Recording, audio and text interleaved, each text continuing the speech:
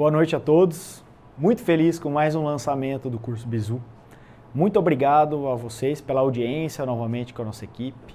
Dessa vez nós faremos o lançamento do curso Doppler preparatório para a prova de título da SBACV do CBR. A nossa proposta é bem inovadora, né? Um curso produzido numa estrutura de áudio, vídeo e ultrassom de última geração que vocês vão ver aqui hoje, com aulas teóricas e aulas teórico-práticas. O nosso viés declarado é de te levar ao título de especialista. Isso é muito importante, porque daqui para frente tudo será focado para você acertar as questões. Nós vamos isolar todos os ruídos que podem te atrapalhar. Nesses 3 anos do curso Bizu, desenvolvemos uma plataforma dedicada, um banco de questões e um grupo de WhatsApp exclusivo com questões diárias e tira dúvidas para te auxiliar no seu estudo diário. A dinâmica de hoje será a seguinte: o professor Arthur Curtarelli fará um exame demonstrativo arterial de membros inferiores, e bastante atenção porque caiu na prova ano passado. Então ele já vai dar várias dicas. Se você for prestar esse ano, já fica atento, talvez você consiga já acertar uma das questões. Na sequência, nós faremos a apresentação do curso, explicando a metodologia e o lançamento oficial com a abertura do carrinho com desconto desse lançamento exclusivo para vocês que estão nos acompanhando aqui hoje. Aí nós finalizamos o dia de hoje com a aula teórica do Dr. André Chacon sobre o mapeamento e vigilância de fístula arteriovenosa para acesso para diálise. Muito obrigado novamente e vamos seguir com o exame arterial agora. Uma boa aula a todos. Fala turma, sejam todos muito bem-vindos ao curso Bizu Doppler. O que está acontecendo aqui é uma simulação real do que você vai encontrar na segunda fase do concurso. A gente inverteu para que fique um pouquinho mais dinâmico, então vamos treinar um pouco segunda fase, depois a gente vai treinar um pouco primeira fase. O que você está encontrando aqui é a dificuldade que você vai passar nessa segunda fase, que gera muita ansiedade em muitos candidatos e acaba derrubando algumas pessoas. Vou te dar alguns toques e fazer um exame arterial de membro inferior de forma segmentar. Quando você faz a segunda fase, o examinador não quer exatamente que você faça o exame por completo. Ele quer primeiro saber se você domina os conceitos básicos de ultrassonografia vascular com Doppler e depois se você consegue executar uma função que ele vai te solicitar ali. Para você entender, essa prova vale 10, a nota de corte é 7 e normalmente são 5 questões que você tem para fazer, mas nem sempre você faz as 5. Se você errar mais que 3, você já está eliminado. E se você acertar mais que 3, de forma integral, você pode nem concluir a segunda fase, porque ele já interpreta ali que você tirou mais que 7. Quando você encontrar um exame na sua frente, e esse ano vai ser em Florianópolis, possivelmente você encontre uma marca que você não conhece ou que você não está habituado a mexer. Não tem problema nenhum, você pode inclusive relatar isso para o examinador. Olha, eu nunca executei um exame nessa marca, nessa plataforma, e ele vai te ajudar. Claro que elas têm uma padronização, mas existe uma diferenciação entre uma e outra. É muito importante que você sente e se posicione ao lado do paciente, se apresente para ele e que você mostre para o examinador que você está firme e que você conhece os conceitos. Então, uma dica do curso Bizu é que você vá falando em voz alta os passos que você vai executar. A gente fez isso no curso para te mostrar como funciona o raciocínio durante o exame. Se o examinador quiser que você não fale, ele vai te falar, não precisa falar, só execute.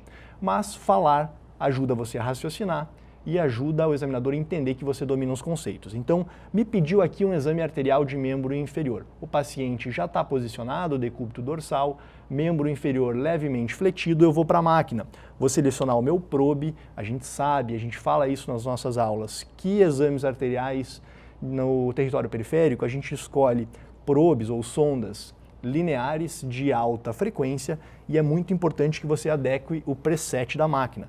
Então aqui eu vou escolher o membro inferior arterial. Por quê? Porque se você escolhe sonda ou preset errado, você zerou. Não pode fazer exame arterial de perna com preset de carótida.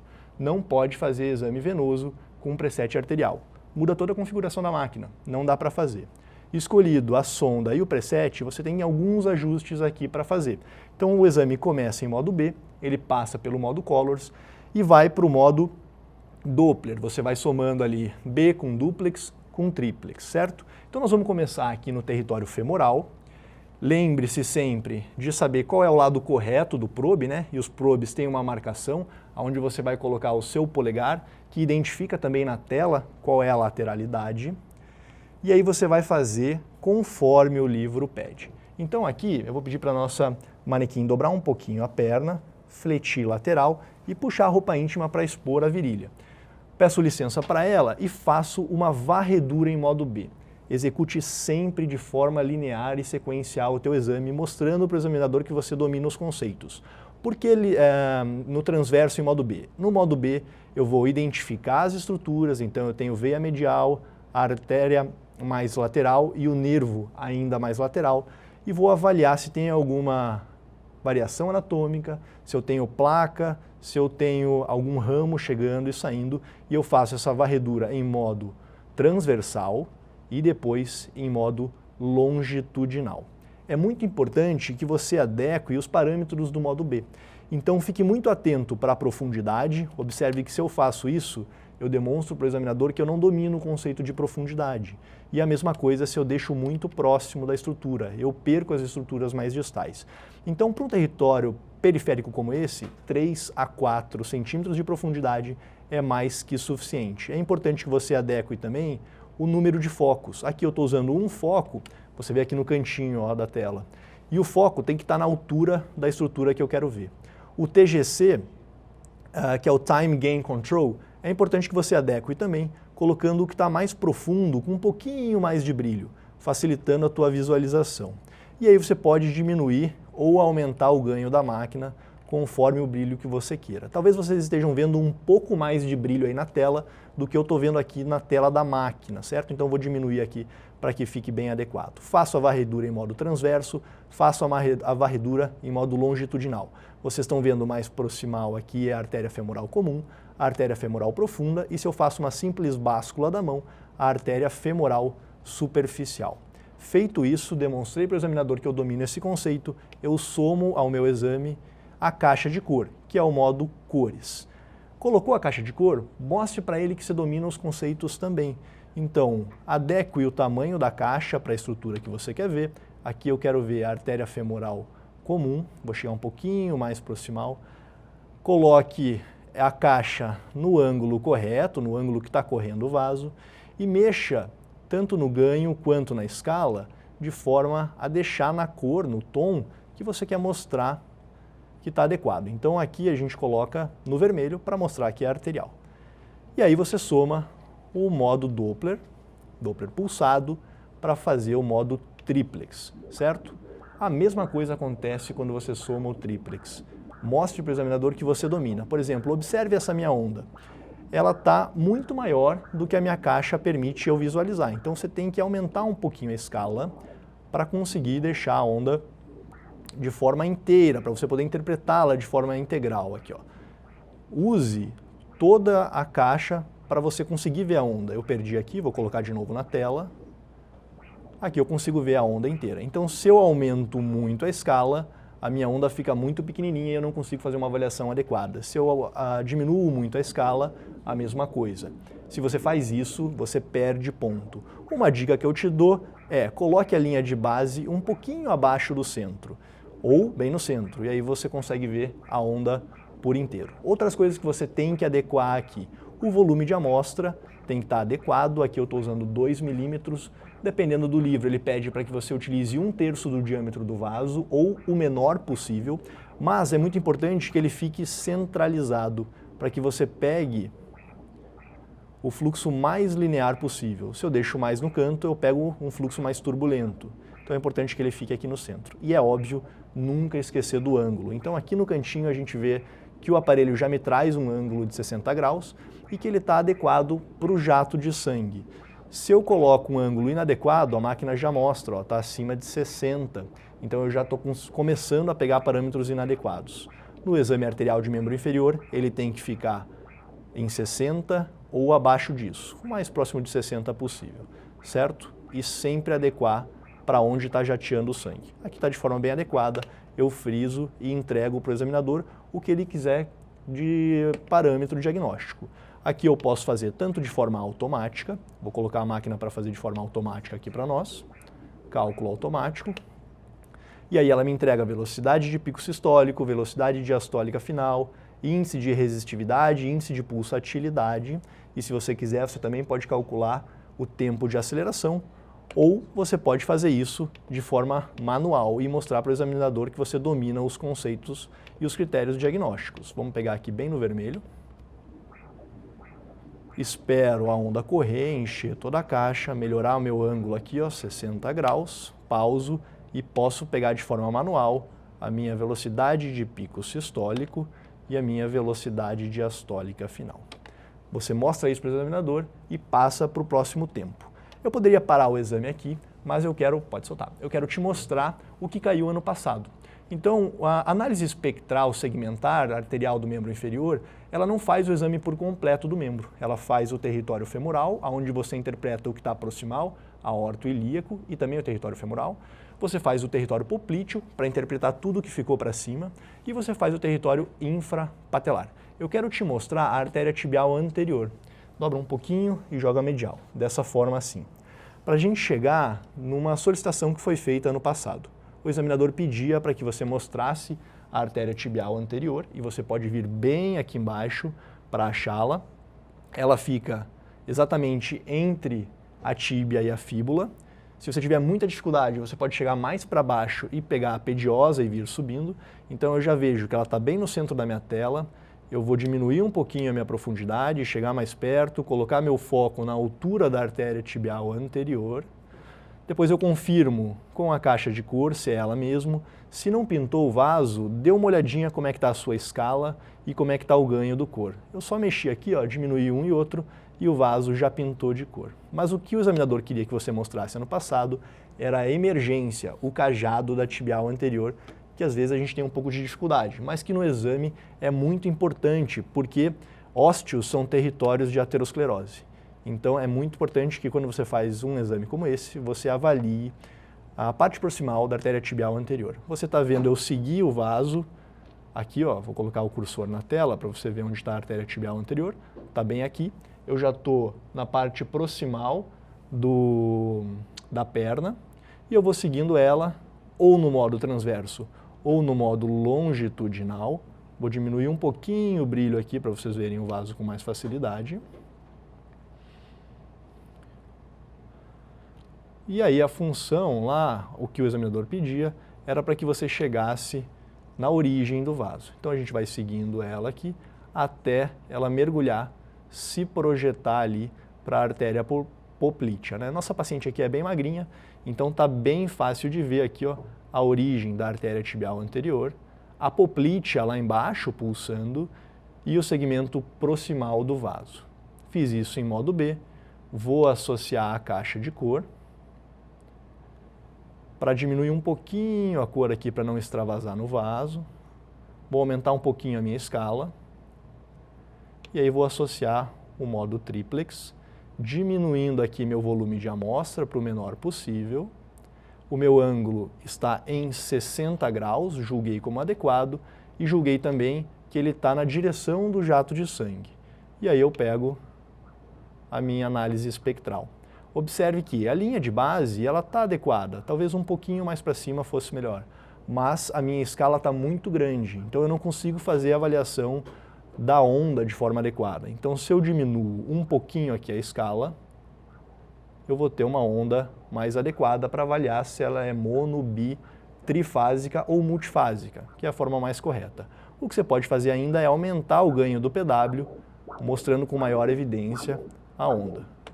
Pausa e nunca se esqueçam de nomear o vaso. É importante que você nomeie o vaso, ou de forma automática, ou aqui pelo tecladinho, artéria tibial anterior esquerda. Porque todas as imagens que você frisar são o teu documento para poder fazer uma contestação caso você precise e também são avaliadas pela banca. Pode esticar. Pessoal, nós gravamos aulas como essa de todos os segmentos do corpo, desde cervical, membros inferior, arterial, venoso, fizemos o visceral, a aorta abdominal e é isso que eu vou te mostrar agora, qual é a metodologia de estudo do curso BIZU e como que funciona o nosso método de treinamento.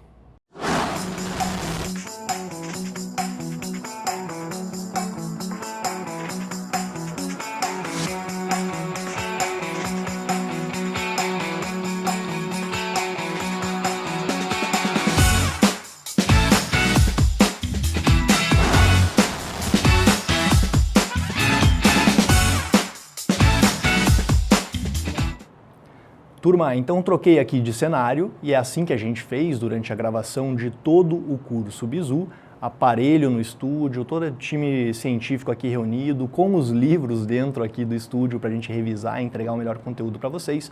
E vou te apresentar agora qual é a nossa metodologia de ensino, caso você não nos conheça ainda. Então, muito prazer, nós somos o curso Bizu, esse é o nosso produto Bizu Doppler 2022. Se você ainda não segue o curso Bizu nas redes, então te convido para nos seguir tanto no Instagram, o @curso Bizu preparatório, como seguir o nosso grupo no LinkedIn, participar do nosso grupo de WhatsApp, conhecer o nosso site, que é o cursobizu.com.br, é lá que você vai fazer a sua inscrição para virar nosso aluno hoje.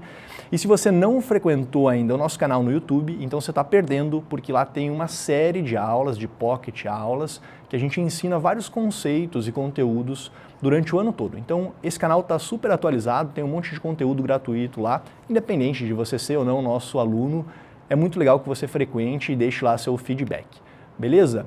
O nosso time científico, ele é composto por uma série de profissionais, todos muito bem formados, e a gente tem crescido a cada ano. Esse ano a gente agregou ainda mais professores para o grupo. A gente gosta de dizer que o curso Bizu é, na verdade, uma comunidade. Por quê? Porque a partir do momento onde você faz a sua matrícula, você passa todos os dias do ano estudando e conversando com a gente. Vocês tiveram uma prova disso durante esses 30, 40 dias no nosso grupo de WhatsApp, e é exatamente assim que funciona. Só que quando estão só os alunos matriculados, fica ainda um pouco mais intimista e a gente se conversa e fala por nome um com o outro.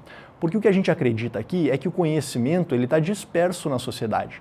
Nunca uma única pessoa será mais sábia que um grupo de pessoas pensando juntos. Ou seja, eu não tenho aqui um papel de professor de sabe tudo, nenhum dos nossos professores tem.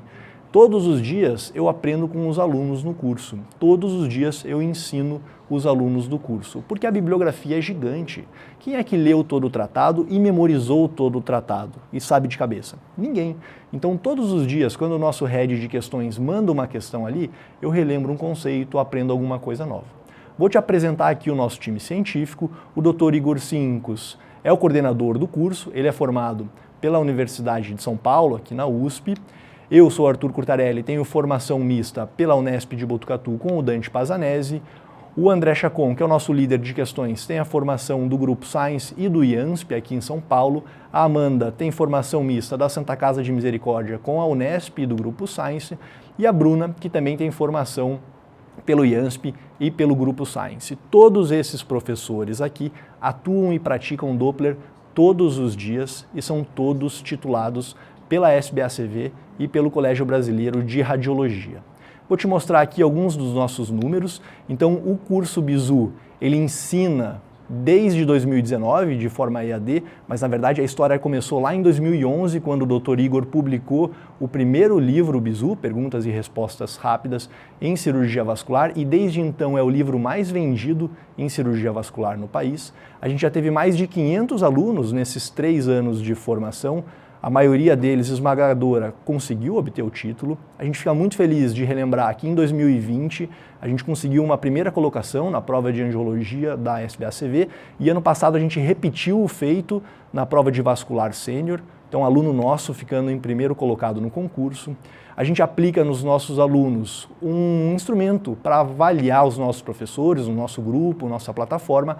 Esse instrumento chama NPS, que é o Net Promote Score, onde a gente avalia qual é a nossa qualidade de entrega, e ano passado a gente foi avaliado em 92% de satisfação e a gente conseguiu colocar 72% dos nossos alunos na segunda fase do concurso ano passado. Então, talvez você tenha escutado alguém falar assim perto de você: ah, Doppler é fácil, a prova de Doppler é fácil. Eu escuto isso às vezes no meu dia a dia. Ah, vai lá, Doppler é fácil, é só ensonar e fazer uma onda. Esse cara que fala isso, ele está imerso no efeito Dunning-Kruger. E ele está lá no topo, ó, lá em cima, onde ele tem alta convicção e baixo conhecimento. Esse é o cara que leu 2 capítulos, que assistiu 2 aulas de um curso X e acha que domina todos os conceitos. Mas é só ele começar a fazer uma agenda de ultrassom, é só ele entrar no tratado que ele cai aqui embaixo, ó, no cânion da insegurança, e ele percebe que isso aqui é um mundo à parte. É um mundo além da cirurgia vascular ou da cardiologia, caso você seja cardiologista. e todos os dias tem conceito novo para você aprender em Doppler ou para você relembrar. Gravando o curso aqui, eu reaprendi e relembrei inúmeros conceitos que eu já tinha esquecido na minha prática diária. Então é muito importante que você entenda que essa prova não é fácil e que ela mede muito mais do que se você decorou ou não um parâmetro de uma tabelinha. Aquele parâmetro de tabelinha representa 10% das questões. Não vá com esse pensamento que é só decorar os parâmetros que você passa. Não é assim que funciona. Se você caiu no cânion da insegurança e o teu conhecimento é baixo, com convicção alta, eu tenho alguma coisa boa para te falar, é que dá para mudar esse jogo e chegar aqui em cima, onde você vai ter alta convicção e alto nível de conhecimento. São esses caras que passam na prova. Essa trajetória de aprender Doppler de forma adequada não é impossível, mas é difícil porque o tratado não é pequeno e você tem que aprender desde o básico da física até como executar com a tua própria mão o exame. A caminhada, ela tem altos e baixos, assim como qualquer outro concurso que você se propõe a fazer. Mas a nossa função aqui é te ajudar e te mostrar os caminhos da pedra. Eu já passei por essa dificuldade. Foi quando eu fiz essa ilustração aqui para o Fogart da madrugada. A grande dificuldade, né? Então, o que você tem que pensar? Aonde você quer estar nos próximos 5 anos? Pense lá para frente, faça esse exercício mental, né? Quem eu quero ser no mercado de trabalho? Aquele pontinho verde lá, ó, é você quando você começou a sua especialização, quando você passou no seu R1. E você tomou uma série de decisões, as oportunidades apareceram na sua vida e você chegou aqui, ó, nesse outro ponto. Se você fez certo ou errado, eu não sei, talvez nem você saiba, foram as decisões que você tomou na sua vida. Mas o que vem para o futuro, né, o que está ainda por vir, você tem que fazer o exercício mental para saber onde você quer estar e como chegar lá. Eu gosto muito do filme da Alice no País das Maravilhas, quando a Alice está perdida na Selva Negra, lá na Floresta Negra, totalmente perdida, e ela encontra o gato. E ela pede para o gato, me tira daqui, me mostra qual é o caminho desses tantos que eu tenho que seguir para poder sair dessa floresta. E o gato fala para ela assim, para quem não sabe aonde vai, qualquer caminho serve. Para quem não sabe aonde vai, qualquer caminho serve. Então, se você não sabe para onde vai a tua carreira, qualquer caminho serve.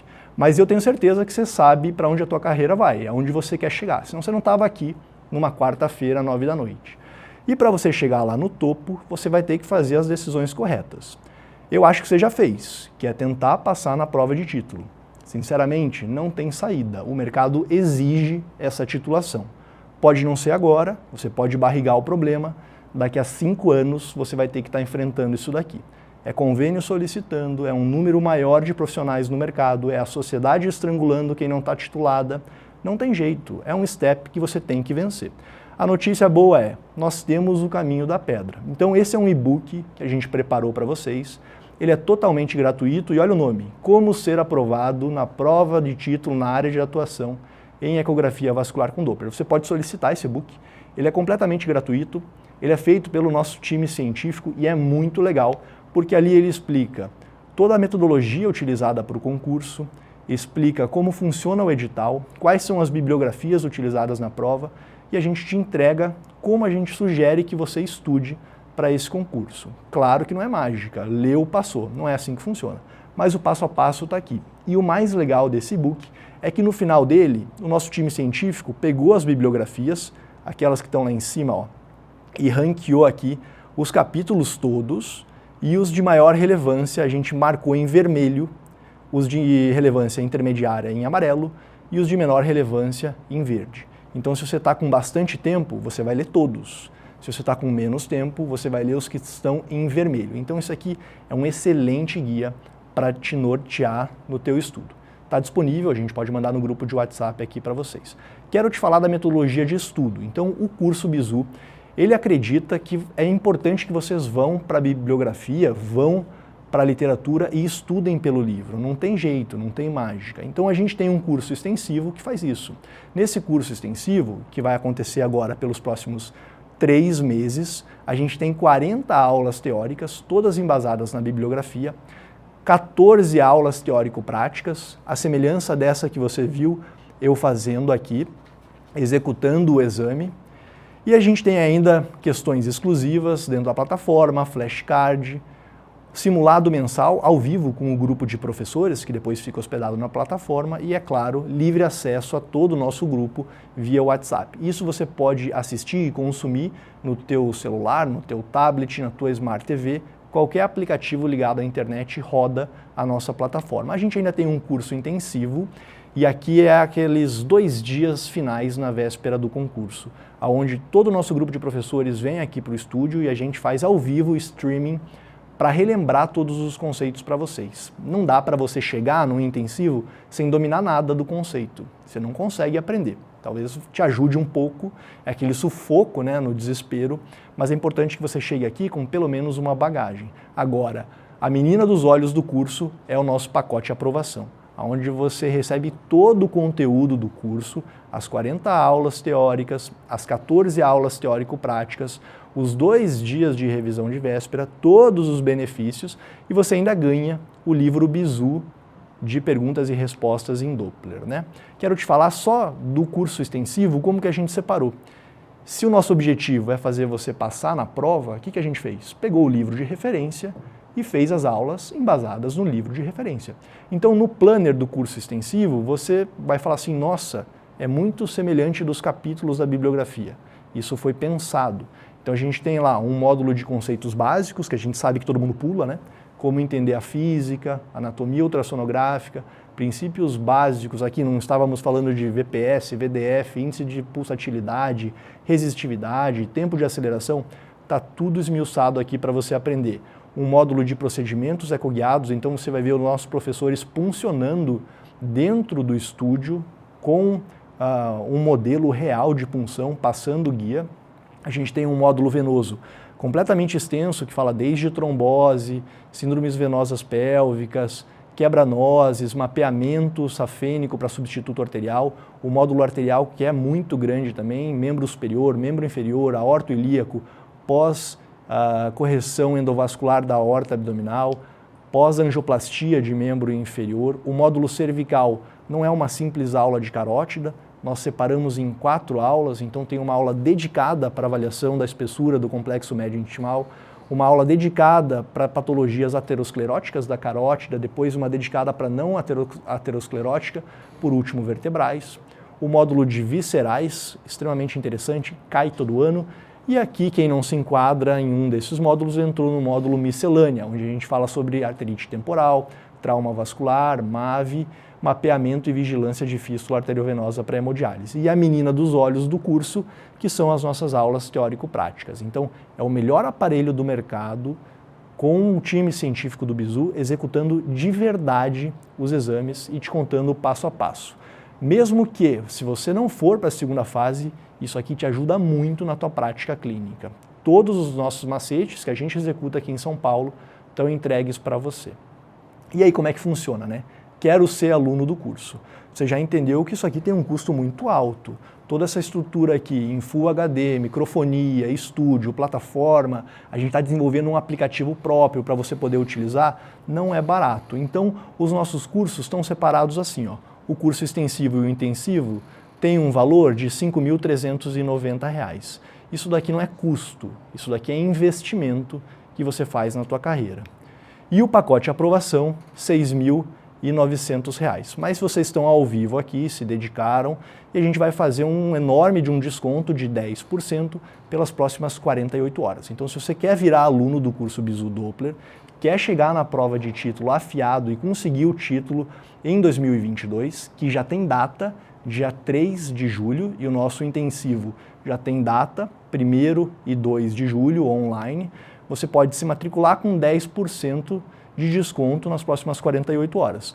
E aí de 5.390 você paga 4.851 ou 12 vezes de R$ 447, né? R$ 447 para você levar todo esse material aqui.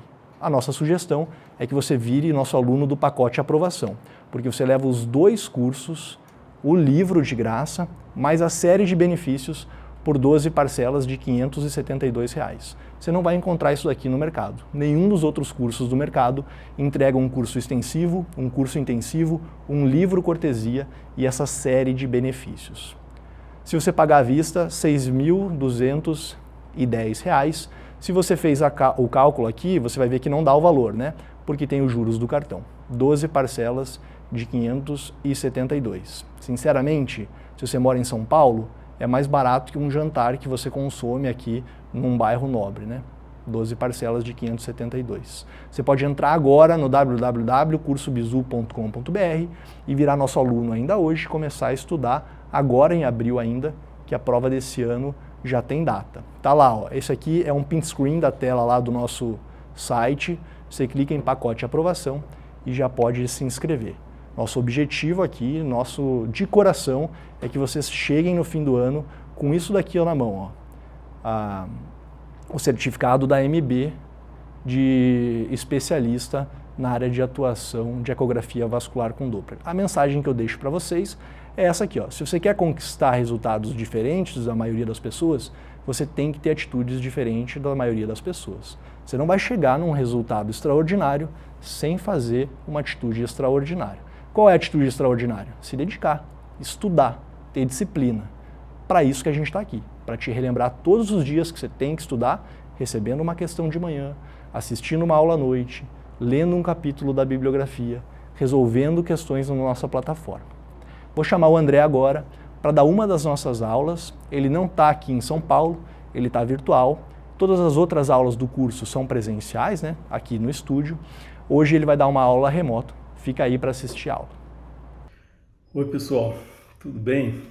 Meu nome é Celso Marcelino, eu sou cirurgião vascular aqui em Franca, no estado de São Paulo. Eu vou contar um pouquinho da minha história para vocês. Ano passado, 2021, eu tinha 37 anos de formado e eu resolvi fazer a prova de título de especialista, que eu nunca tinha prestado até então. Foi em julho que eu resolvi fazer isso e eu tinha 3 meses para estudar.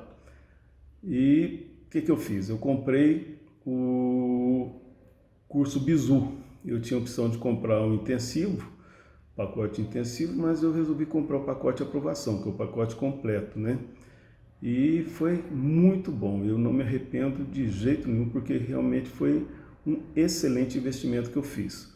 Como que funciona? Os professores são excelentes, muito bons, eles pegam o resumo daquilo que eles acham que pode cair, que são as matérias mais pedidas, né?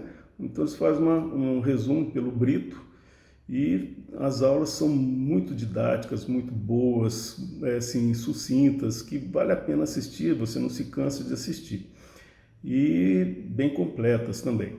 E muitos exercícios, muitos testes e muitas questões assim comentadas depois. Eles te dão um livro de questões comentadas, perguntas e respostas e comentário de cada resposta.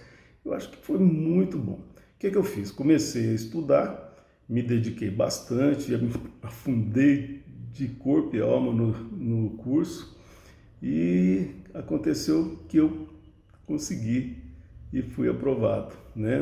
Nas 2 provas, primeira prova de teste, depois a prova de casos clínicos.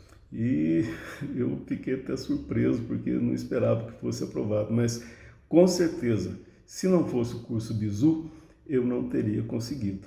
Então, se eu puder recomendar para vocês esse curso, eu faço de coração, porque foi realmente isso que fez com que eu passasse e conseguisse meu título de especialista, tá bom? E para quem vai prestar esse ano, boa sorte, tá joia? Um abraço para vocês. Olá pessoal, boa noite. Meu nome é André Chacon, já fui apresentado aí.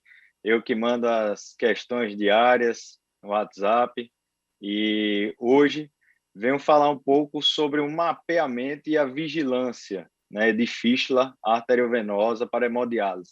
Um tema não comum para todos, né, um tema um pouco difícil para a maioria dos radiologistas, principalmente, que não mexem muito nesse nosso cotidiano, cardiologista, e para alguns vasculares também. Então, resolvi trazer essa aula para a gente entender melhor esse assunto. Então, vamos lá comigo. Então, a doença renal crônica, ela atinge números epidêmicos e tende a crescer em função do aumento da expectativa de vida e da alta prevalência no diagnóstico de diabetes tipo 2, na hipertensão arterial, na população em geral. Então, de acordo com a Sociedade Brasileira de Nefrologia no Brasil, cerca de 122.825 pacientes necessitam de alguma forma de substituição renal. E este número vem crescendo com a base de 6% nos últimos 5 anos. E com o passar dos anos, a população vai envelhecendo, mais doenças, mais comorbidades, então tende a ter um número maior de pacientes que vão precisar de uma reposição renal, tipo uma fístula, por exemplo. E o vascular vai estar presente desde da passagem do catéter, do mapeamento para uma fístula, do acompanhamento depois que ela é feita, tá? Angioplastia e muito mais. Então, para a gente saber, primeiro a gente tem que saber bem da anatomia, tá? Então, para fazer o exame de fístula, você tem que ter o inflow, que é o sangue chegando pela artéria, né? Você não adianta ter uma veia maravilhosa, sem uma parede lisa, com fluxo bom, se você tem uma oclusão proximal, por exemplo, numa artéria subclave. Não vai funcionar essa sua fístula, tá? Então, você tem que fazer um mapeamento desde a parte arterial quanto da parte venosa. Então, saber a anatomia é importante. Por exemplo, você tem um paciente que tem uma braquial, que ela se bifurca alta, e você não fala isso para o seu colega que vai fazer a fístula, isso pode complicar na hora dele fazer uma dissecção, tá? Então, saber falar os trajetos, muito superficial, se não é, aonde se divide, quais artérias você está avaliando, o aspecto de cada um. Assim como a veia, tá? Então, você tem que saber o aspecto da veia, as principais, das profundas, a superficial, cada veia a gente vai falar sobre cada uma delas, tá? Então, aqui eu trouxe uma imagem que eu achei bastante interessante, falando sobre a visualização, né, da cefálica, que é uma das mais superficiais que nós temos, na região braquial, a artéria que acompanha com 2 veias, geralmente, tá? A cefálica no antebraço, a basílica, que geralmente ela é mais profunda e ela é aqui geralmente é a última a ser com a gente fazer uma intervenção, né? Porque dificilmente alguém vai puncionar uma basílica no braço, então ela é que geralmente é poupada para uma última fístula, tá? Às vezes a gente tem uma veia mediana, uma cubital, que pode fazer a comunicação das duas, isso é importante relatar.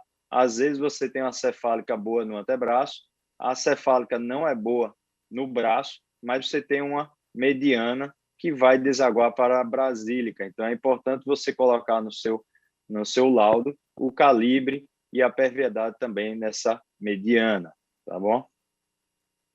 Então, aqui eu trouxe uma tabela que já caiu na prova de vascular do ano passado e pode muito bem cair na nossa prova de Doppler, tá? Que são o quê? São os fatores que influenciam a seleção dos pacientes, tá? Taxa de sucesso. Aqui o que caiu na prova do ano passado era assim: qual dos critérios abaixo favorecem para o uso de prótese? E estava lá na alternativa obesidade mórbida, tá? Então, assim, cenários favoráveis ao sucesso: pacientes mais jovens, artéria com mais de 2 milímetros, veias maiores que 3, a gente vai ver isso aqui bem detalhado. Isso aqui adora cair em prova. Qual o mínimo para você fazer uma fístula da artéria e da veia, tá? Então, isso aqui cai bastante, tá bom? Então, como eu disse, para fazer o mapeamento, você tem que ter desde o exame arterial. Infelizmente, algumas pessoas pedem só o mapeamento venoso. Está errado. Por quê? Porque você tem que ter um inflow bom. Se você não tiver um inflow bom, a sua fístula não vai funcionar, tá? Então, você vai fazer, mesmo que o colega não peça, ou você retifica lá, solicitar a avaliação e fazer em outro momento, que é muito importante, tá? É um componente chave para a maturação da sua ficha. Você vai palpar o pulso, né? No exame, você pode palpar o pulso, fazer o teste de Allen, que ele vai fazer o quê? Avalia a perviedade. Isso aqui pode cair na tua prova, assim como o teste de Allen modificado, tá? Ele vai avaliar a perviedade da artéria ulnar e dos arcos palmares. Medidas comparativas das pressões nos membros, né? Às vezes, você pode, por exemplo, ter uma oclusão na subclave, você tem uma diferença importante da pressão nos dois membros. E se for fazer membros inferiores, o livro manda fazer também realização do índice tornozelo-braço, tá? Então, não só palpar o pulso, porque às vezes, eu pelo menos, já caí do cavalo em algumas vezes no início da minha jornada. Estava lá, fui fazer, fiz o exame, vi que tinha um pulso bom, até o fluxo era bom arterial, porém tinha aquele coral de calcificação, né? Um paciente diabético, renal crônico muito tempo, e quando você vai fazer a incisão, vai querer passar um ponto, isso é ruim, não consegue ficar uma fístula muito boa, tá? Então, não só a presença do pulso é significante, mas como a presença de calcificações, que a gente vai falar mais na frente. Então, aqui, no exame arterial, a gente vai ver o quê? O modo B, a primeira dica aqui que eu digo, é o calibre da adventícia. A adventícia tem que ser maior que 2 milímetros. Isso aqui pode estar na tua prova, tá? Você vai avaliar a presença de aneurismas nas regiões, placas calcificadas, como eu te falei, você pode cair do cavalo, não, tem um pulso bom, tem um fluxo bom. Aí, quando você vai ver uma baita de uma calcificação, que você não consegue nem passar o ponto, tá? No colo, você vai ver também a presença de alguma estenose, tá? Vai avaliar o formato da onda, por exemplo, esse exame aqui que eu trouxe, um fluxo na artéria braquial e um fluxo trifásico adequado para o local, tá? Aqui, medindo a artéria braquial, né? Fossa antecubital, uma imagem transversa. Isso aqui é uma foto do livro do Pollack, tá? A artéria, aqui ele mediu 4,2, tá? E as veias ao lado dela. Aqui a manobra de compressão da artéria ulnar, né? Da prova do Doppler, você vai sentir aqui a artéria radial, tá? E vai fazer a compressão da artéria radial. E vai avaliar o quê? Primeiro você vai fazer a avaliação da artéria radial, vai fazer a avaliação da artéria do primeiro quirodáctilo, e quando você comprimir e o VPS cair mais de 50% ou mudar bastante a onda, como está mudando aqui, ó, como cair mais de 50%, você vai ter que a artéria radial ela é dominante. Se não cair, mostra o que, André? Mostra que o sangue está vindo bem pela ulnar e está chegando a reencher aqui a artéria do primeiro quirodáctilo. Tá bom? Então, na parte do mapeamento, você vai ver isso na artéria, tá? Vai fazer isso e mostrar, vai ter que no laudo estar contabilizado esses pontos. Na parte venosa, né? A gente vai começar desde o modo B, colo espectral também, tá? Vai medir os diâmetros. E diâmetro, na maioria dos casos, na vascular, a gente vai medir no modo transverso, tá? Então, aqui outra imagem lá do Pollack, que mostra uma veia com calibre inadequado de 1,4 milímetros. Aqui já outra veia cefálica com calibre adequado, tá? Medindo 3,6 e que está a 3,4 milímetros da pele. Então, isso é importante. No modo B, não só você vai ter que dizer no laudo, ou então para o teu examinador, que você sabe medir o calibre e também medir a profundidade. Por que, André? Porque tem algumas veias que são mais profundas, como a veia basílica, e estas vão estar mais profundas e vão exigir uma superficialização, tá? Então, no modo B, o que é que a gente pode fazer também? A compressibilidade. Compressibilidade é o melhor parâmetro individual para saber se existe trombo ou não. Então, esses pacientes, múltiplas vezes puncionado, renal crônico, faz muito exame Então, o paciente pode muito bem ter aquela tromboflebite ou alguma sequela de tromboflebite. Então, você vai fazer a compressão, tá, para avaliar a perviedade ou complicações de uma tromboflebite prévia ou até uma trombose no sistema profundo. Vai avaliar o fluxo, né? Como o fluxo, como eu trouxe aqui, ele pode ser um fluxo no normal, seria fluxo fásico, com a fasicidade respiratória, tá? Então, isso aqui é importante você fazer, não só mandar os calibres para o seu colega, como também o fluxo, pelo menos em algumas veias do sistema superficial, profundo, para uma melhor avaliação, tá bom? Então, você vai fazer as medidas dos calibres, da cefálica, vai fazer da basílica, de preferência 3 medidas no braço, 3 medidas no antebraço, nível do cotovelo, fazer a medida na mediana e também, caso você vá fazer, ou você não viu bem uma veia boa para fazer uma fístula autóloga, você pode medir também o calibre da axilar para fazer um caso com PTFE, por exemplo. Aqui uma veia basílica, né, mais profunda, que já caiu na minha prova. Na minha prova prática, caiu. Avalie o paciente vai fazer um mapeamento venoso e que essa veia ela precisa ser superficializada. Então, isso era na prova prática. Ele pedia para eu fazer o exame praticamente da basílica, né? Ele não falava em momento nenhum basílica. Então, você tem que saber que precisa fazer a superficialização. Então, eu trouxe aqui para vocês uma cirurgia que eu fiz. Eu faço essa cirurgia em 2 tempos. Então, primeiro eu faço a fístula aqui nesta região, faço só a parte da anastomose e no segundo tempo eu faço a superficialização quando ela já está num calibre mais adequado, já fica melhor. Então, aqui na azul está a veia basílica, tá? Aqui com o vermelho, o vessolo vermelho, está o nervo mediano do braço, cutâneo mediano. Aqui, faço a fixação para ela ficar bem superficial. E Micaele ainda ficou sem ser tocada. E aqui dá para ver bem direitinho a veia passando, tá bom? Então, saiu de uma veia profunda para uma veia superficial.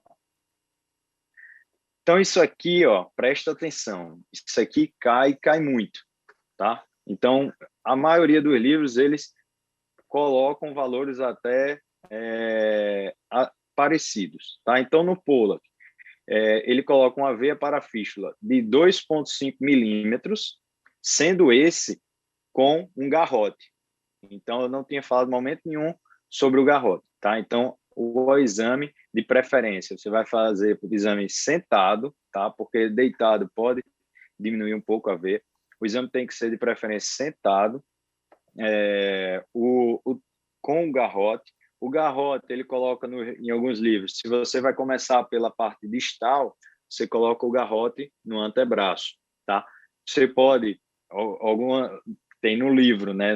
Acho que ninguém faz isso, mas tem no livro, então vou dizer, você faz a percussão, espera 3 minutos e aí sim você vai fazer a medição, tá? Mas um calibre adequado, isso não vi colaborar em prova sobre todo esse protocolo de ficar esperando 3 minutos. Mas o calibre cai muito em prova. Então, se perguntarem, se não tiver nada, André, dizendo se tem garrote ou não, fala 2,5. Se tiver com garrote e lorde, você vai falar 2,5. Se não tiver garrote, no livro da Fanilda, ele vai colocar que pode ser acima de 2, tá? Então, aqui, ó, critérios ultrassonográficos, isso aqui é da Fanilda.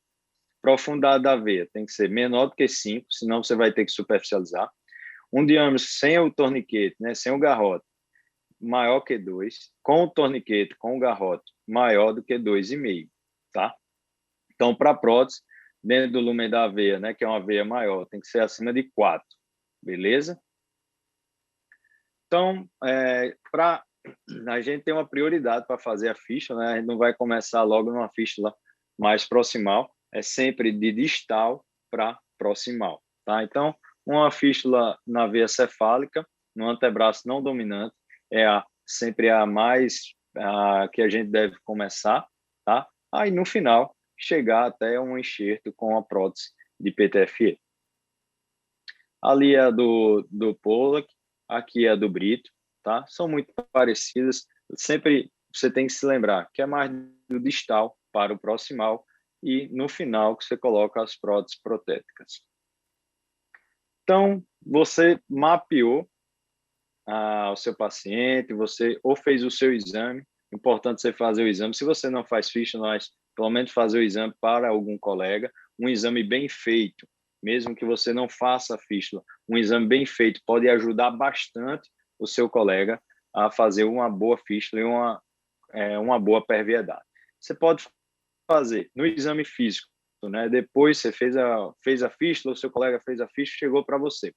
Você pode fazer o exame físico, você pode palpar lá o frêmito, como é que ele está. Geralmente, o ideal é que o frêmito seja todo homogêneo em todo o percurso, tá? Em toda a sua extensão. A palpação de um pulso em martelo d'água, a presença de veias colaterais exuberantes e aparecimento ou piora de um edema prévio ou um sangramento prolongado pelos sítios de punção e alteração nos parâmetros da máquina aumenta a suspeita da possibilidade de estenose na fístula e alerta a necessidade de investigação do ultrassom com Doppler. Então, como você vai chegar? Você não vai chegar ao paciente, sentar e já começar o exame. Faz uma conversa um pouquinho com ele, pergunta por que ele está fazendo, pergunta se já fez alguma intervenção, pergunta como é que estão as sessões de hemodiálise, que isso já vai te ajudar a ficar com uma luz ligada de atenção, tá? E na detecção isso aqui é importante também, cai em prova. A estenose crítica, né, para prevenção de uma estenose pelo CADOC é aquela com a diminuição maior do que 50%. Ou seja, você tem que ter uma estenose maior que 50%. E o que é que a gente vai olhar, né? Você vai olhar desde o paciente supino ou sentado, preferência sentado, transdutor linear, tá, de alta frequência. Você vai ajustar o modo ganho, o colo, o PRF, vai medir o calibre dos vasos, vai ver a perviedade, o aspecto da parede, por exemplo, esse exame aqui que eu fiz, ó, dá para ver nitidamente uma estenose, uma redução do calibre, tá? A gente vai ver como podemos quantificar isso aqui daqui a pouco.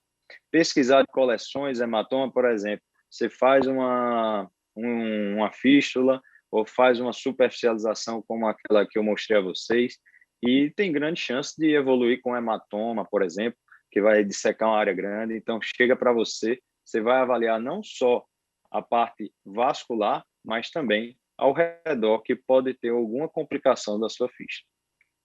Então, no segmento, a gente da fístula, na vigilância, é importante na fístula autóloga a gente dividir em 4 etapas, tá? Então, vamos ver a primeira etapa. A primeira etapa é o segmento arterial. Segmento arterial, se você não tiver, mais uma vez, um inflow muito bom, sua fístula vai ter dificuldade em maturar, tá? Então, tem que ter cuidado. Ó. Primeiro, modo B, o calibre. Esse paciente, eu fiz uma fístula radiocefálica, tá? Aqui, ó, no dia 25/3 do ano passado, no mapeamento, ele tinha um calibre de 3,6 e depois da fístula, dia 22/4, olha como dilatou aqui essa artéria. Então, é importante você documentar. Não era uma dilatação focal, era de toda a artéria, tá? Então, importante começar com o modo B para depois cola e espectral.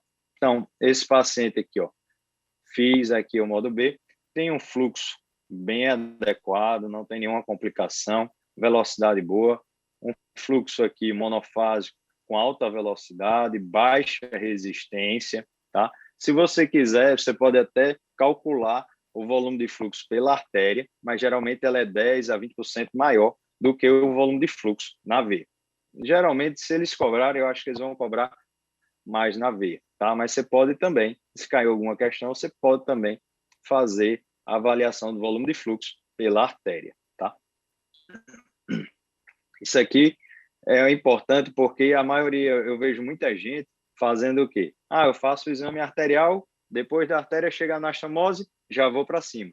Não, a sua primeira etapa não termina quando chega na anastomose. Você tem que ver se tem presença de quê? De um roubo de fluxo. Então, você tem que ver tanto o segmento pré-anastomose quanto o segmento pós-anastomose, tá? Então, você vai ter que ver, por exemplo, na artéria radial, se o fluxo distal está retrógrado ou não, tá? Porque isso aí pode ser um sinal de complicação para o seu paciente, tá? Então, a direção do fluxo no sangue da artéria distal é avaliada com imagens coloridas e a forma de onda espectral.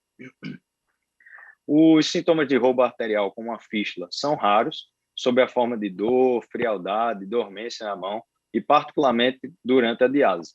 Geralmente, a gente pega na vigilância, até os pacientes são assintomáticos, tá? Mas pode evoluir com esses sintomas, tá? Você tem algumas formas de tratar o roubo, como o drill, pode fazer um RUD, uma bandagem, entre outras alterações, tá? Então, aqui, o que é que diz lá no livro da Fanilda? Eu trouxe a tabela deles. O fluxo invertido na artéria distal, que após a compressão na veia eferente, torna-se anterógrafo ou com duração normal. O que é isso, André? Você está lá, você está na distal, você está com um fluxo não muito bom e você comprime a fístula e o fluxo fica bom, ou seja, tem alguma coisa errada. Ou fluxo anterógrado e amortecido na artéria distal, que após a compressão apresenta um aumento de VPS mais de 50%. Então, esses são um dos critérios para você diagnosticar o roubo de fluxo. E ele pode ser dividido em 4 etapas, tá? Em 4 estágios. Desde o estágio 1, que é o fluxo de sangue retrógrado para o acesso durante a diálise e sem sintomas, e é um achado frequente nas fístulas, tá? E não necessita de intervenção. O estágio 2, paciente com dor ao exercício ou durante a diálise requerem atenção permanente para a detecção se ela progride para o estágio 3, que é a dor em repouso. E a 4, o estágio que já é o estágio de necrose. Então, já fiz a etapa 1, vamos para a etapa 2, que é a anastomose, tá? Então, considerada a anastomose, ela é considerada uma região até 4 centímetros, tá? Justa anastomose. Medida do calibre ideal, pelos alguns livros, é de 4 a 7 milímetros. É a localização mais frequente de uma estenose de fístula é justa anastomose, tanto no Pollack quanto na Fanilda, tá? Preferência nas radiocefálicas no Brito. Então, aqui, por exemplo, eu estou com essa anastomose, medi aqui o calibre. Você pode ter uma falsa aumento de velocidade se você tem uma artéria muito pequena e tem um vaso muito grande, tá? Então, preste atenção a isso. E também na velocidade, se o eixo está no seu eixo, o volume amostra aqui está em direção, o ângulo está em direção ao vaso, também isso pode aumentar a velocidade. Por exemplo, aqui, ó, esse exame que eu fiz está com mais de 800 de VPS, tá bom? Aqui, ó, a região justa anastomótica também, ó. Aqui o calibre mais fino também, da veia cefálica, estava com calibre aumentado na velocidade. Às vezes não é só na região anastomótica. Então, pode ser uma região justa anastomótica até 4 centímetros. Então, já fui na etapa 1, etapa 2 e vamos para a etapa 3, que é o quê? O sistema venoso. Você vai fazer o segmento, vai correr a veia todo no modo B, tá? Pode ver aqui a diminuição do lumen, tá? Seguir toda a extensão até o deságno profundo, avaliar o sistema profundo, que seria o nosso quarta etapa.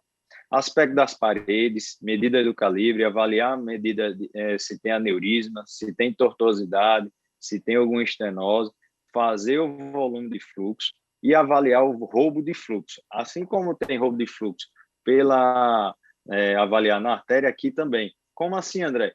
Você pode ter, por exemplo, uma perfurante, pode ter uma tributária que esteja roubando o fluxo e você, mapeando, vendo isso, fazer a ligadura daquela perfurante ou daquela tributária, vai poder maturar a fístula e manter uma melhor perviedade. Aqui um exame, por exemplo, de uma paciente que eu fiz uma fístula, 6 meses depois ela evoluiu com isso aí. Aqui está a foto do braço dela e aqui, ó, modo B, a gente viu que ela era um tamanho adequado e chegou uma hora que reduziu o calibre. Ó, aqui um calibre adequado e agora ela vai, diminuiu o calibre. Essa diminuição do calibre é bem nessa região aqui, ó, que ela tinha uma dilatação pré-estenose, tá? Aqui no modo Collor, por exemplo, alta velocidade, já aumentei o PRF, mas mesmo assim mantém uma alta velocidade. Vocês vão ver o borramento, o sangramento, entre aspas, fora do vaso, né? Pelo aumento importante da velocidade.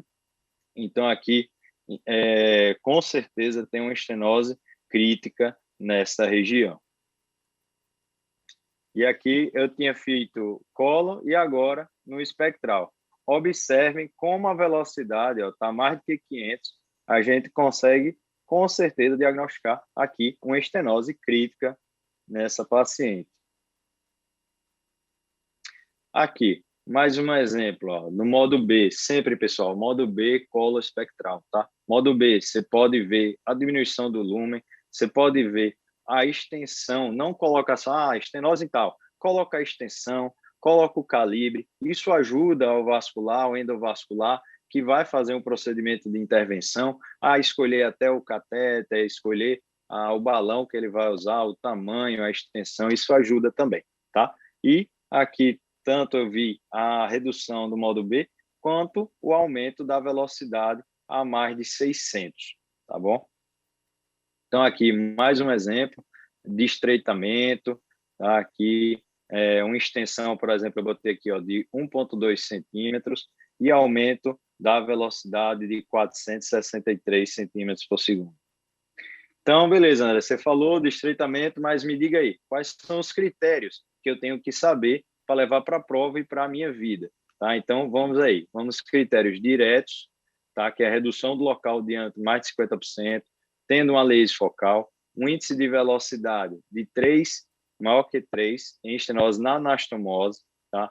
E uma VPS maior que 400, por exemplo, e um índice de velocidade maior que 2, tá? Então, você pega o local de sua estenose, 2 centímetros antes, você vai fazer. Se for na anastomose, geralmente maior que 3, é uma velocidade bastante evidente. Não só esse índice, você tem que lembrar de corrigir a sua angulação, tá? Para avaliar junto com as outras alterações, o modo B, tá? A laser focal para a avaliação. E também temos os critérios indiretos, tá? Na artéria eferente, por exemplo, onda de Doppler espectral de alta resistência. Então, na fístula, você não tem aquela resistência muito alta como num exame normal. Então, se você está com alta resistência, tem alguma coisa errada, tá? Ou uma redução do volume de fluxo de menos de 500, associada à disfunção do acesso com recirculação. Outro no sistema venoso aqui que a gente pode ver é a tortuosidade, né? Você veja aqui esse paciente como fez uma tortuosidade de tão dilatada que ficou a veia cefálica e ele teve uma tortuosidade. Esse paciente aqui eu fiz uma angiografia com essa alteração que batia lá com o nosso Doppler e aqui a abordagem cirúrgica que eu acabei retirando a secção dessa tortuosidade e fazendo uma terminal. A vigilância, um dos importantes é o volume de fluxo, tá? O volume de fluxo, ele tem a predição, é o principal que pode predizer o risco de trombose. Se você tem, por exemplo, uma fístula que tenha menor do que 400 volume de fluxo, ela tem uma chance maior de trombose. Se você tem uma fístula com PTFE menor do que 800, você tem uma fístula que tem a chance maior de trombose, tá? De acordo com o livro da Fanilda. Como é que eu calculo isso, André? Tem duas modos. Você pode calcular no automático ou pegar o volume de fluxo você calculando, que é a área, πr ao quadrado, vezes a velocidade média, vezes 60. Ou pode ser no automático, né, que você vai botar lá no TAMIN, TAMAX, você vai fazer até 10 centímetros da anastomose no segmento reto, tá? Você vai esperar 3 ciclos cardíacos, ó, 1, 2, 3 ciclos cardíacos para avaliar. O ângulo tem que estar, de preferência, no sentido do fluxo, tá? Os livros adoram colocar 60 graus, mas o interessante é que ele esteja no paralelo ao fluxo, tá?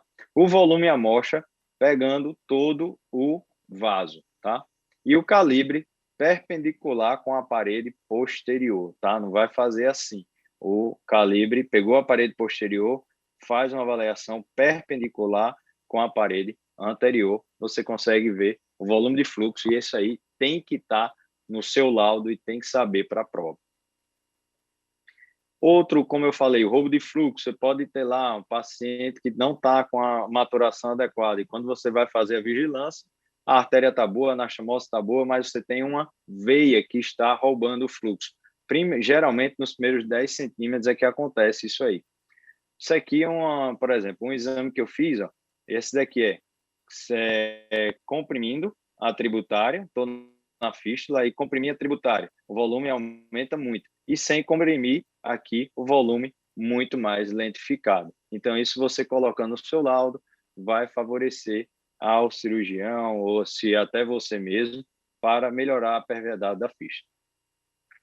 Então, a quarta etapa seria a estenose venosa central, tá? Então, você fez a primeira artéria, anastomose, veias periféricas e central. Imagina só, chega para você fazer a vigilância e encontra isso aqui. Com certeza tem uma estenose central aqui, muito importante, tá? Então, redução local do diâmetro maior que 50%, o aliase focal na região, um índice de velocidade maior do que 2,5, tá? E critérios indiretos. Isso aqui pode cair, já caiu em prova, que é um sinal patognomônico, é o fluxo reverso na veia jugular, tá?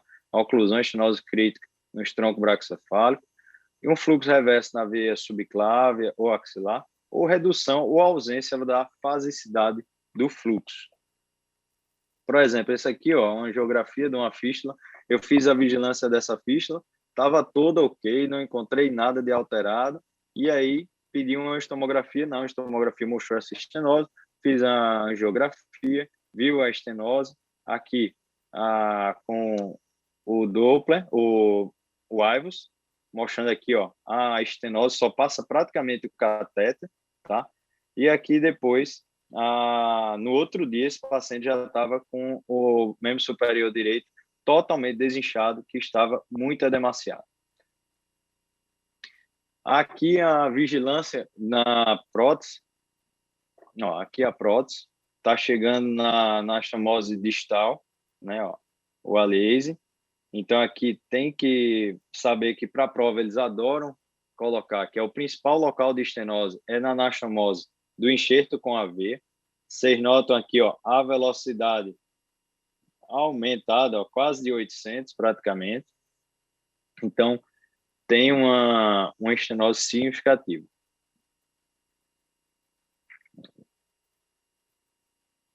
Pronto. E aí, com prótese, o que é que vocês têm que fazer? Com autólogo, seriam 4 etapas.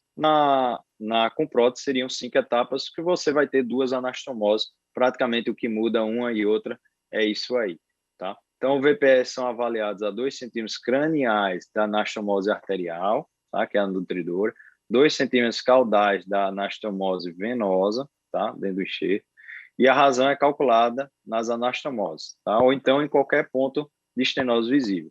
Uma estenose na anastomose venosa ou na veia drenagem com VPS maior do que 2 é maior do que 50%. Uma estenose maior que 3 confirma por outras medidas indiretas também, é uma indicação de estenose maior que 75%. Tá? Então, essa aqui é para aquela paciente que fez a vigilância, a flebografia mostrando a estenose importante aqui e o tratamento com stent. Então, algumas regras básicas, as veias superiores deveriam ser preferenciadas dos membros inferiores. O local escolhido para a confecção de fístula deve garantir o mínimo de conforto para o paciente, facilitar a punção. E isso aqui você tem que saber para a prova, é inevitável, tá? Então, um segmento venoso de pelo menos 15 centímetros de trajeto superficial deve ser garantido para as punções. Vão fazer para fístula, né, para hemodiálise, vão ser feitas 2 punções, geralmente com gel 15, e aí vai fazer uma punção mais proximal e outra distal, uma para pegar o sangue, passar na máquina e outro para devolver. Então, tem que ter um segmento que ele coloca de pelo menos 15 centímetros. Lembrar da regra dos 5 ou da regra dos 6, depende do livro que está, né? No Brito está a regra dos 5, no Fanilda está na regra dos 6, então não acho que ele coloque um ou outro, ele vai colocar medidas maiores para você, mas o que é isso? Resumindo, você tem que ter um diâmetro maior que 5 milímetros ou 6 milímetros, não distar mais do que 5 ou 6 milímetros da pele e permitir um fluxo maior que 5 ou 500 ou 600 ml por minuto, tá? Isso aí é uma regra que você tem que saber para sua prova. O membro não dominante e o segmento mais distal da veia deveriam ser sempre tentados. E um novo estudo de Doppler arterial e venoso deve ser obtido antes da reconstrução secundária ou após uma falha de um acesso ou a não maturação. As principais causas de falha, né, precoce da maturação são estenose e trombose. Então, isso aqui cai em prova perguntando sobre isso. Uma coisa importante que vocês vão fazer a prova de título, às vezes não cai só o Doppler em si, cai a teoria daquele assunto. Então, não adianta você saber, como o Arthur falou, só aquela tabelinha. Você tem que saber o conteúdo, você tem que saber a base daquilo que você está estudando. Tá? Então, você tem que saber outras coisas, não só o Doppler, como fazer, critérios, também tem que ter um fundamento bom sobre a parte teórica. Então, a complicação mais comum na fístula arteriovenosa nativa ocorre na anastomose, naquela região justa anastomose que a gente comentou, tá? Enquanto no enxerto é na anastomose venosa. No Brito, ele coloca que a braquiocefálica, né, principal local é no arco cefálico. Tá? Então, se perguntar isso, tem esse ponto diferente do que dos outros livros. A trombose induzida pela hiperplasia intimal é a mais frequente e importante nas suas complicações. As taxas globais de patência primária em um ano são de 50%, a secundária de 50% a 96% obtida tanto com intervenções cirúrgicas ou com trombólise mecânica. Então, atenção que eles gostam de cobrar isso aí na prova. Então, algumas complicações: trombose, né, a estenose, pseudaneurismas, aneurismas, infecção, insuficiência cardíaca, neuropatia isquêmica, síndrome do roubo, né, podendo causar aquela dor intensa, frialdade. Isso aí eles gostam e já caiu muito em prova de Doppler. Hipertensão venosa com edema importante. Então, para terminar, quem cochilou em algum momento, acorda aí, vamos memorizar. Geralmente, no final das nossas aulas, a gente coloca aí uma revisão para ter uma melhor lembrança daquele conteúdo. Então, as veias que eu falei lá, no mínimo 2,5, para enxerto 4 milímetros, e a artéria tem que ter no mínimo 2 milímetros. Tá? A complicação mais comum da fístula arteriosa nativa ocorre na anastomose arteriovenosa, naquela região justa anastomose, podendo ser até 4 centímetros, enquanto no enxerto é na anastomose venosa. Tá? O índice de velocidade é maior que 3, índice maior que 3, né, a anastomose de fístula, pode te garantir mais que 50%, 75%. Uma velocidade maior do que 400 é indicativo de uma estenose crítica, geralmente maior que 50%. Um índice de velocidade mais do que 2 vezes na artéria aferente e ao longo da veia drenagem pode corresponder a maior que estenose 50%. Os critérios indiretos são estenose significativa montante, com redução ou ausência da fasicidade do fluxo, um fluxo reverso na veia jugular, que é patognomônico de oclusão ou estenose crítica do tronco, na tronco braquiocefálico, e lembrar da regra dos 5 ou da regra dos 6, né? Que tem que ter, no mínimo, 5 ou 6 milímetros de diâmetro, distar não mais do que 5 ou 6 milímetros da pele, e permitir um volume de fluxo maior que 500 ou 600, que o volume de fluxo ele é o mais importante para predizer se uma fístula vai trombosar, tá bom? Então, era isso que eu tinha a dar. Agradeço a atenção, e quem ficou até essa hora já deu um grande pontapé na sua aprovação. Então, convido a todos a fazer a inscrição do curso. Nós estaremos totalmente dedicados à aprovação de vocês. Todos os dias irei comentar questões, irei mandar questões, teremos a dica da semana, que não só é uma dica, como a gente vai falar um pouco da nossa rotina, né? O que a gente encontra, algumas dificuldades que nós já tivemos e como a gente conseguiu melhorar, tá bom, pessoal? Então, espero vocês durante o ano para a gente ter esse contato e levar vocês a serem titulados. Até logo.